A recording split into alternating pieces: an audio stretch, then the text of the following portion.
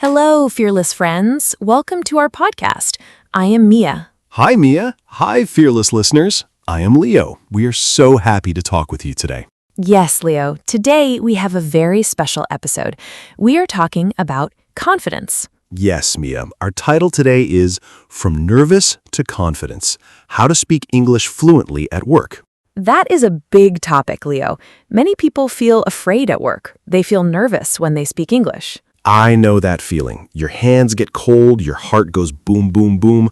But do not worry. You can do this, our listeners. Exactly. We are here to help you.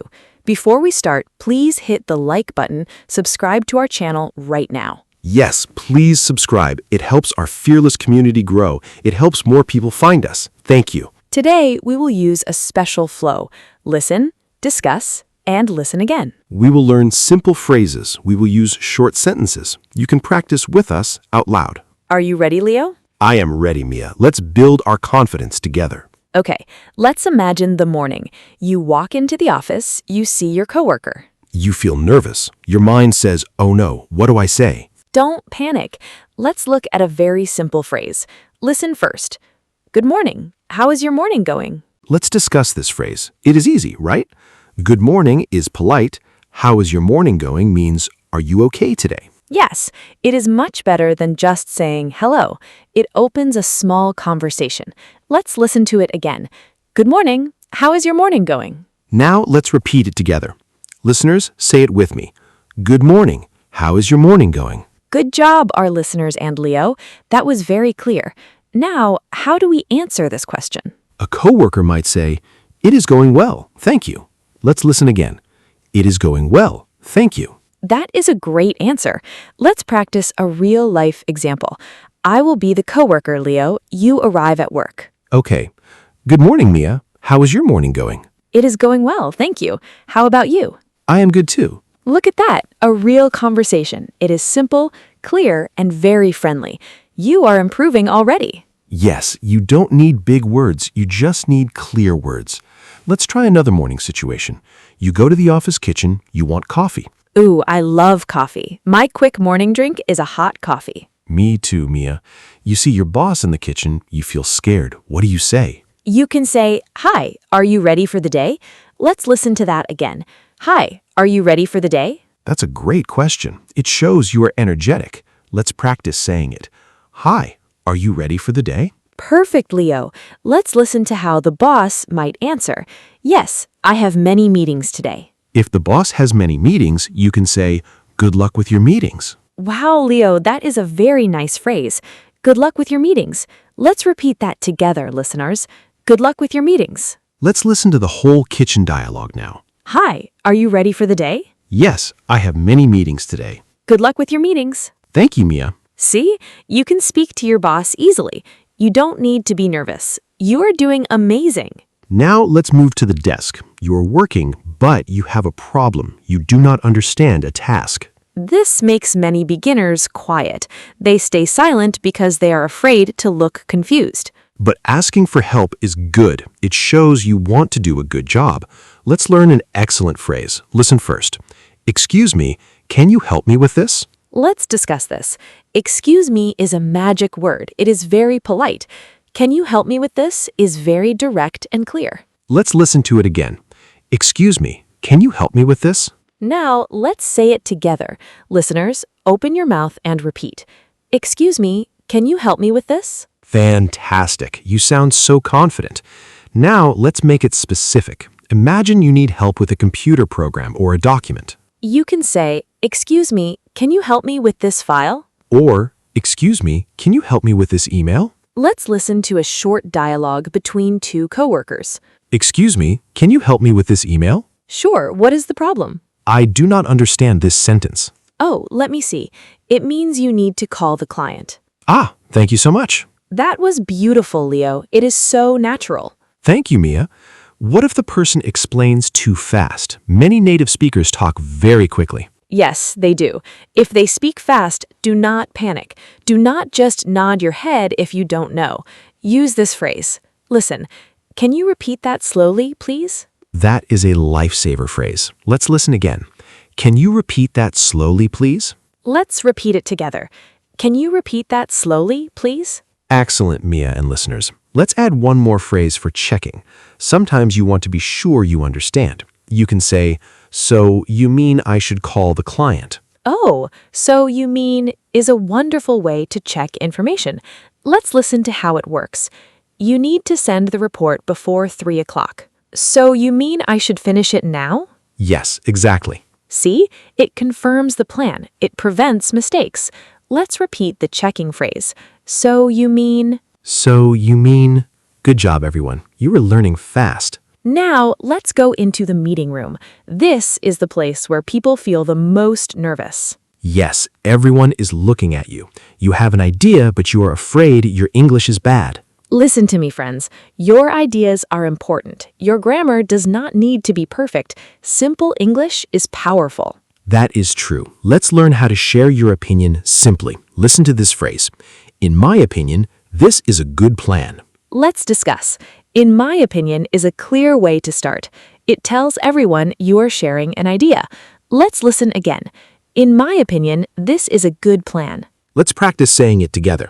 In my opinion, this is a good plan. Great. Let's learn an even shorter one. I think this is good. Let's repeat that. I think this is good. What if you agree with a coworker? You can support them. It makes you a great team member. You can say, I agree with you. I agree with you. Only 4 words. Let's listen again. I agree with you. Let's practice it. I agree with you. Now let's connect agreeing with an opinion. Listen to this dialogue in a meeting. I think we need a new website. I agree with you. In my opinion, our website is old. That's a great point, Leo. Wow, that felt so professional, and I only used basic words. Yes, Leo, you did not use difficult words, but you sounded confident and clear. What if I don't agree, Mia? How can I say that politely without feeling nervous? Good question. You can say, I understand your point, but I have a different idea. Let's listen to that slowly. I understand your point, but I have a different idea. Let's break this down. I understand your point shows respect, but I have a different idea shares your thoughts politely. Let's say it together. I understand your point, but I have a different idea. Amazing job. Let's listen to a dialogue where coworkers have different ideas. We should change the office hours. I understand your point, but I have a different idea. I think the hours are good. Okay, let's discuss it more. Perfect. Nobody is angry. Everyone is speaking English clearly. You are doing fantastic, listeners. Now it is lunchtime. The meeting is over. You are in the break room. This is a great time to practice casual English. You can make real friends here. But small talk can feel difficult. You think, what should I talk about? Keep it simple. Talk about simple things like food or the weather or plans. Let's look at food first. You see a coworker eating something that smells good. You can say, that looks good. What is it? Let's listen again. That looks good. What is it? Let's repeat it together. That looks good. What is it? Your coworker might say, it is chicken rice. Then you can share a real example about yourself. You can say, nice. My favorite work lunch is a big salad. Let's listen to that example. My favorite work lunch is a big salad. Let's repeat that sentence. My favorite work lunch is a big salad. Let's listen to the short lunch conversation. That looks good. What is it? It is chicken rice. What are you eating? My favorite work lunch is a big salad. It is very healthy. Oh, nice. See? That is a very warm and friendly conversation.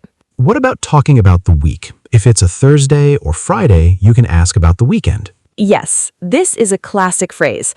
Listen, do you have any plans for the weekend? Let's listen to it one more time. Do you have any plans for the weekend? Let's practice saying it. Do you have any plans for the weekend? A coworker might say, yes, I am going to see a movie. Or they might say, no, I'm just resting. If they say they are just resting, you can say, that sounds relaxing. Let's listen to that phrase. That sounds relaxing. Let's repeat it. That sounds relaxing. Let's listen to the full weekend conversation.